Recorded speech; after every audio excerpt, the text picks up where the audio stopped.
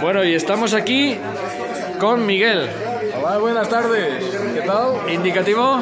Charlie Tango 1, Brasil, Yucatán, Madrid. Así, Yucatán, Madrid. ¿Qué estás haciendo, Miguel? Ahora estoy haciendo la siesta después de comer. Y estoy probando aquí con un beacon. Una baliza. Una baliza. ¿En qué frecuencia?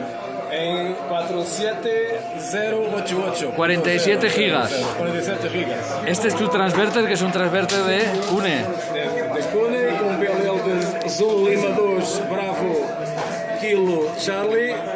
E a referência é uma referência normal de 10 MHz, 10 mas MHz. funciona melhor que o GPS.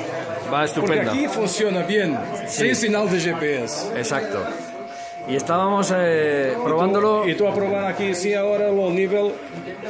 Portanto, la frecuencia intermedia es 644000, que corresponde a 4708800.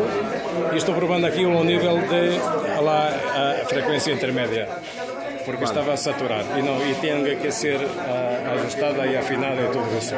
Estupendo. El beacon está a 5 metros, es un DX. Un DX 5 metros sobre la mesa. Un DX en 47. Sí, señor.